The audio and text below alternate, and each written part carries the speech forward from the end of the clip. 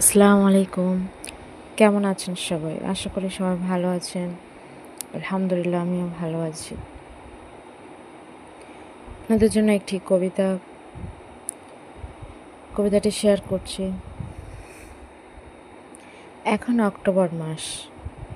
বর্ষার কালো মেঘ সরে গিয়ে দেখা যাচ্ছে শুভ্র সাদা ধবধবে মেঘ। তাও বৃষ্টির সমাপ্ত ঘটেনি। কখনো বিকালে তো কখনো সন্ধ্যায় আকাশ কালো করে ধেয়ে আসে বৃষ্টি। আবার কখনো রাত ভোর ঝিরিঝিরি হয়ে ঝরে পড়ে। তার সাথে বয়ে আসে ঠান্ডা হাওয়া। গায়ে লাগতে মনে হয় একটা নতুন শীতের আমেজ। মাঠে মাঠে নতুন ফসল, হাটে বাজারে নতুন নতুন সবজিতে ঝাঁকা ভরা। এগুলো দেখে বুঝতে আর বাকি থাকে না এটা শীতের আগমনের বার্তা। গাছগুলো কেমন থরথরভাবে দাঁড়িয়ে সেই আনন্দ ভোগ করছে। ধান ক্ষেতগুলো হাওয়ায় দুলছে, সুন্দর দৃশ্য সকালের মন ভালো করে দেয়। নদীর ধারে দাঁড়িয়ে ছোট ছোট ঢেউয়ের তালে হারিয়ে যাওয়ার মজাই আলাদা। কেউ কেউ ছোট নৌকো নিয়ে মাছ ধরছে জীবিকা নিবারণের উদ্দেশ্যে।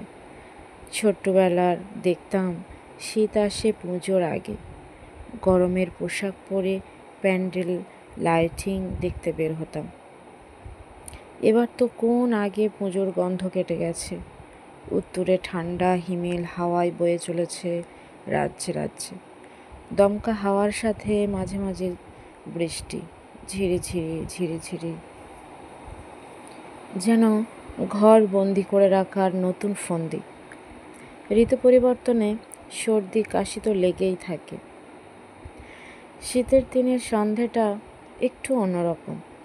গরম কম্বলের মধ্যে বসে গরম গরম তেলে ভাজা আর চা খাওয়ার আমেজ এক অন্যরকম শীতের অনুভূতি। কবি ও কবিতা চ্যানেলের কবিতাগুলো আপনাদের কেমন লাগছে কমেন্ট করে জানাবেন। লাইক করবেন, শেয়ার করবেন, সাবস্ক্রাইব করে পাশে থাকবেন। আল্লাহ হাফেজ।